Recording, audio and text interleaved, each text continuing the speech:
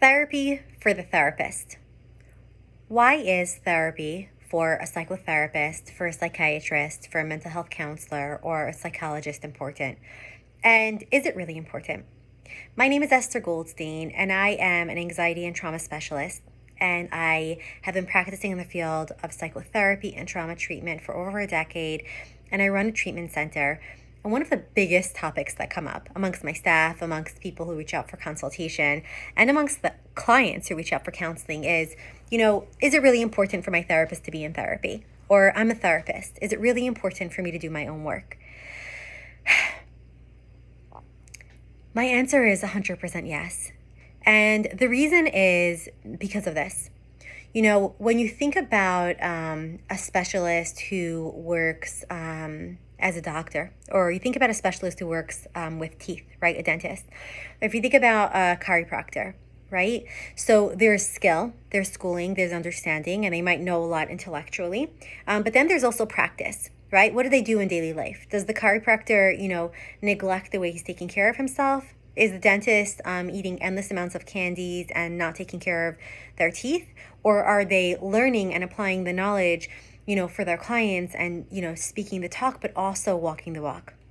One of the big things with psychotherapy is that most of the people who come into the field are wounded healers. What that means is that we all have our wounds, right? We all do. None of us walk through this thing called life unscathed. Some of us have experienced more complex dynamics or more difficult trauma or emotional components or, dynamics in our family lives, and some of us a little less. But people who come into the field of healing or mental health usually have some kind of emotional stuff to tend to.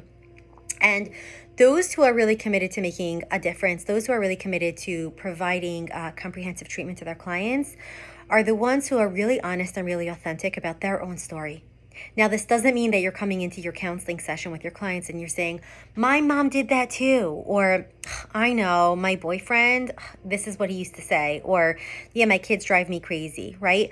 So it's not about this verbal speaking, but when I, as a therapist, am a human being who is devoted to health and psychotherapy and to applying, self-awareness and self-growth into my life and to taking care of my mind, body, and spirit, then I'm the kind of person that has taken time to be introspective, that knows my story, that knows my narrative, understands my family of origin, understands my joys, understands my struggles, knows where I'm at right now, right? And is taking steps, big or small, to really making shifts in my life. Now, it's just life. You don't have to be, constantly in this place of evolution or pushing things forward, but there's a level of honesty and authenticity that is incredibly important in this work. At least that's my opinion, and what I've seen according to experience. So, when talking about psychotherapy, there is this nonverbal communication that gets conveyed, right? It's not a matter of telling your client, by the way, I've also been to therapy, but there's this energetic exchange that happens with our clients,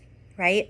It's like I'm seeing you, and unconsciously there's this exchange of information that I'm giving you. Either I think that you are in need of me and I'm going to be the helper and the healer and I have a hero complex, right? Or I might be thinking like, wow, your life is so sad, I really feel sorry for you.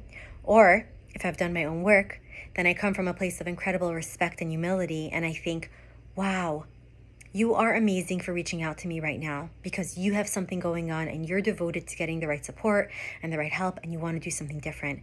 And in my own way, I get that. Maybe not in the same way that you are, but I get that, and I'm here to see if you and I together could figure this out. Right? Your client doesn't need to know your story, but they do need to feel safe, and they do need to know that you've walked some kind of terrain in your life and that you're devoted to navigating things that come up. Because two things are happening in the therapy room. One is the client is coming in with symptoms and they want you to help them experience a shift. That's intellectual, right? We spoke about the dentist or the chiropractor. They need your skills. The second piece that's incredibly important and almost sometimes more important is the therapeutic relationship that you offer them.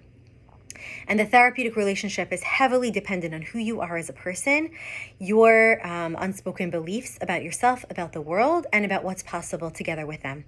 And if you're in a healthy space, and if you don't, live by limiting beliefs, and if you really lean into your client with compassion, with curiosity, then you can actually activate those skills to help them, but you're also providing a really steady and honest and real relationship dynamic, and the relationship dynamic that's healthy and that's trusting and that's just kind is essentially what's part of the healing, right? It's like, here's the therapeutic relationship. It's a bedrock, it's a foundation. And then on that foundation, right, that you're building from the first session and then over time, then you're going to be able to apply skills. Now, you might even need to acquire more advanced skills. I've had clients that challenged me. I have, and I still do have, times that I reach out to experts and I get advanced training because I want to be making sure that I'm providing best level of care and I really understand different kinds of symptoms that are walking in my room, different kinds of personality types, different kinds of family situations. So I'm always learning that, but I'm also equally committed to my own personal growth. And when I tune inward and when I own my story and when I am honest and real and I sit with pain or I sit with grief or I sit with hope or I sit with just the reality of my own life unfolding, then I notice a huge shift and much more, widening of my bandwidth and being able to sit and be with my clients. And I notice that my capacity to be an energetic vessel for healing, right, for my clients is incredibly more great. So I just want to name this to anyone who's saying, nah, I'm a therapist, I don't think I need to go to therapy. You could still be a good therapist, but your capacities and what you'll be able to offer clients is going to be smaller. It's just a fact. It's not bad or good. It's just a fact. And there's a completely different kind of level of awareness and of truth and of emotional something that you're giving your clients when you've done the work. I've had clients say to me, like, I don't know what it is. I went to some really skillful therapist and this therapist has been practicing for so many years, but I don't know. I couldn't go there or they just didn't get it. And I've been curious about this with clients as well. Now, I don't say this to them, right? But in my own work and in my own continuous experiences of people who I've worked with, right? People who I've hired for consultation or in my own therapy or people who I've interviewed for loved ones in my life or for friends, I think about that often. Like, in my exchange, right? Like, is it the knowledge that I'm looking for or is it like a felt sense, right? A somatic felt sense of like them being incredibly wise, but also incredibly attuned and skillful all at once. So I just want to say that if you are committed to being someone who provides yourself your own healing, right? Because being a psychotherapist, being a psychiatrist, being a psychologist, anyone in the mental health field, specifically if you want to be trauma informed, and you're automatically, obviously, going to be utilizing some of the, attachment-informed methods, then you're using yourself as a vessel. So if you want to, then it would be, I think, almost smarter than advanced trainings is your own therapy. Obviously, if you can do both, be in your own therapy and also get trainings. Because one of the biggest pieces is, clients have said, it's not really a skill. It's not like you're saying, oh, by the way, I can offer, right? Like, I don't tell clients, by the way, I offer like IFS, EMDR, somatic interventions, creative arts. I don't say that to someone. I might tell them, hey, if you want, like, I can tell you about my skills, but what's more important is I want to just tell you about who I am and who I'm hoping to be in your life in this healing journey. Right? So I first am leaning into that connection. And what I've gotten feedback from the clients that were good fits for me is that they can sense this nonverbal communication of there is space, like you can go deep. And there is a broad range of like this wide bandwidth of like, I can hear and nothing scares me away. And like, I can support your unconscious or any kind of emotions or memories or sensations that are come up. I can hold it and I can go with you there. Yalom says, you can only take your clients as far as you've traveled.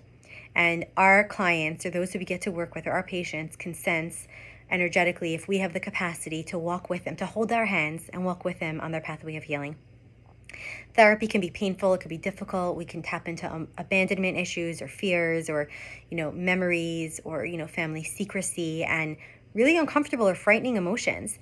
And one of the biggest gifts you can give your clients is being a steady person. And that's the biggest gift for you to give yourself as well. So you can feel steady and calm and grounded as you show up for your clients and help them navigate the terrain of their life, and also to join them in the exciting phases as they move through, healing, and they get to process and they get to joy and they get to celebrate this beautiful aspect. So the question of, do psychotherapists need to be in therapy? 100%. I think the tricky part is getting somebody that's good enough for you, because personally for myself, I've needed people when I reached out for counseling who were pretty skilled and who challenged me in a loving way, but really like they have been incredibly impactful, right? I've had just a few people that I've worked with who have been, thankfully, my personal preference is working with someone for a long, long time because the relationship is just really steady.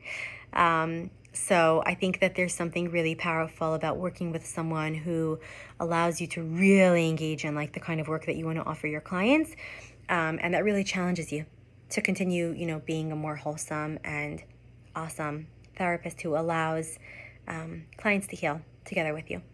So that's a little tidbit. If you have questions or if you're a therapist looking for therapy, our practice actually specializes in that because we have advanced practitioners who have worked with these complex dynamics and are all committed to their own work as well as really advanced therapy methods. So you can reach out, check out our website. We have lots of free resources, and our website information is linked below.